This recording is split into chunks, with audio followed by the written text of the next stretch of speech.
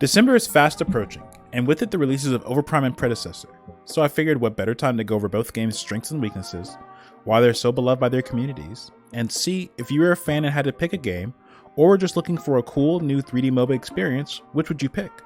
Fortunately we can play both, but if you had to choose one, which would be the superior choice? I think this topic has been beat to death, so I want to get this out of the way first, and that's free to play versus paid early access. Overprime, when it releases on December 8th, will be completely free to play, out the gate. Just boot up the game and play it. I did play briefly during this most recent playtest, so I can confirm all the heroes excluding the newest hero, which is also Overprime's original hero Xena, are free. Xena costs a few thousand tokens, and the game gives you more than enough to unlock her without even having to play a game. I have no real indication of how they'll do things going forward monetarily, so I'll judge them on this present information, which is, it's totally fine, and I see no issues whatsoever with how they're doing things. They'll have to monetize some way, and we'll see what that is. Predecessor, when it releases December 1st, will be at the very least $10 to play. The argument seems to be, how can Predecessor charge $10 when Overprime will be released for free in a week? Allow me to shed some light on the situation for me personally. I assume there are some others who feel similarly to me, but I only speak for myself in this specific case. I don't consider Overprime and Predecessor one-for-one value-wise. I'm approaching this review factually and putting aside bias, however, I must be transparent. After playing both games, I feel Predecessor is the better designed and better feeling game. There are directions that Overprime has taken the core formula that I don't personally agree with, a good example being travel mode, and so I don't mind paying for my preferred game, especially when I know I'll get my value out of it because I've personally played previous iterations of it. Another reason being there will be a whole week of people playing and streaming. I'll be streaming this game at twitch.tv/taste, you can see by the way. And people will see the gameplay and cave in, because at the end of the day, it is only $10. Hell, I've paid more for a Wendy's sandwich I didn't even end up liking. I will say, I wish they would add keys once the 2 weeks is up. I think that would soften the blow to late adopters. Maybe the $20 package comes with 1 key, the $40 2, and the $80 4 keys. I know they're already giving in-game currency as well, so I don't really know what makes sense to do. Lastly on this, we have RGSAs being quoted saying, as we mentioned in the video, we want to make sure the game is ready for new players with a fantastic core gameplay loop. If a free-to-play player comes in and doesn't enjoy the game, we've lost a potential long-term player, so we prefer to wait and refine the experience, so when that person does play, we're keeping them for years. I think this approach shows vision and a clear idea of the casual and competitive player and what they expect. Okay, so with that out of the way, we can talk about the actual, well, game now. Something pretty crucial to the MOBA experience is the rules and gameplay of the MOBA you're playing, so I'll cover the main differences between the two games now, starting with Overprime.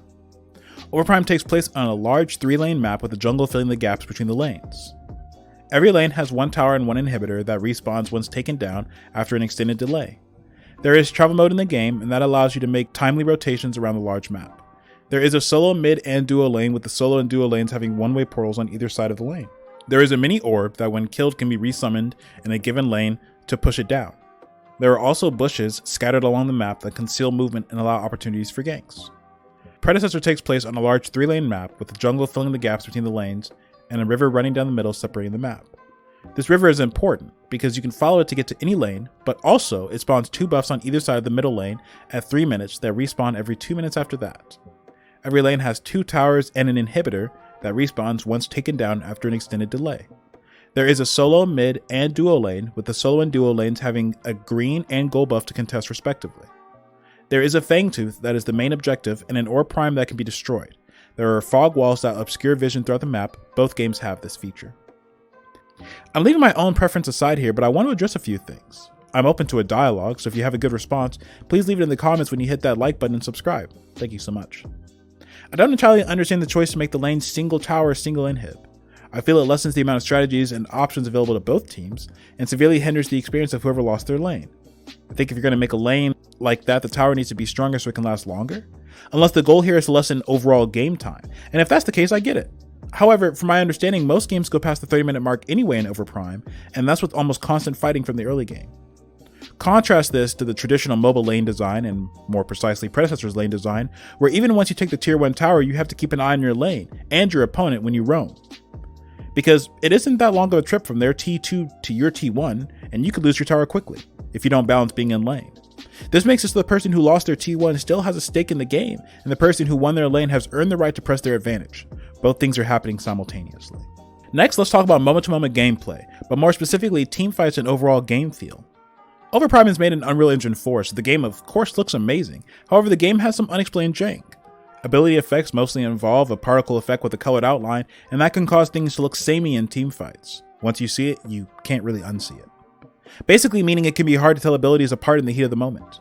The minions will follow you into the jungle or to places they shouldn't. Sometimes you'll get shot when you're standing outside the tower, and I personally played a lot of Countess when I played Overprime. She's really fun in that game, by the way. And I felt my abilities came out a bit laggy at times, especially my ultimate. Now, I've heard this can be a latency thing as they only have one NA server, and obviously the game is very young, so all these things can be ironed out with time. However, they happen frequently enough they got in the way of my experience.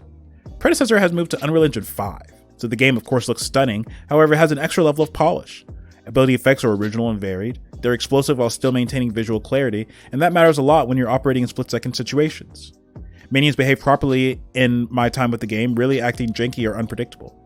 While I'll acknowledge Predecessor has not tackled some of the more complicated heroes yet, like Overprime has, everything works. And I wasn't taken out of the experience by cluttered ability effects, unresponsive clicks, and persistent bugs. I'm positive Predecessor will ship with bugs. I just haven't seen any jarring ones yet. Finally, I would like to just give some general thoughts and comparisons about the two games that I didn't feel warranted an entire section. Overprime has a more interesting, wider selection of heroes from the get-go. Their original hero is already live, and she's a huge hit with the community. I like her and her design a lot.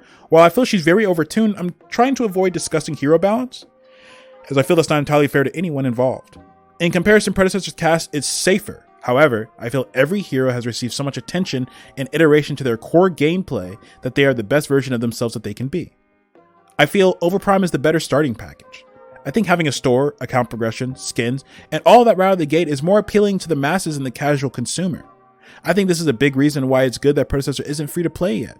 It needs more time in the community oven before it's baked to perfection. I feel that Overprime has intentionally decided to try and create its own experience, separate from Paragon and most MOBAs, but definitely still a MOBA. It just happens to be using Paragon's assets. I think with some balancing and tweaking they can realize this version of the game, and it will be a completely original experience. I personally believe that Omeda Studios is committed to reimagining the Paragon experience for today's audience and delivering that high-end 3D action MOBA we all knew Paragon had the potential to be. In closing, I'm super excited for both games. As I stated, I'll be focusing on Predecessor content-wise, but I will definitely play Overprime again. I'm open to a discussion, so please give me your opinions and let's continue this. If you would like me to really dive into my opinions on both games, let me know and I'll make a follow-up video on this. Thanks so much for watching.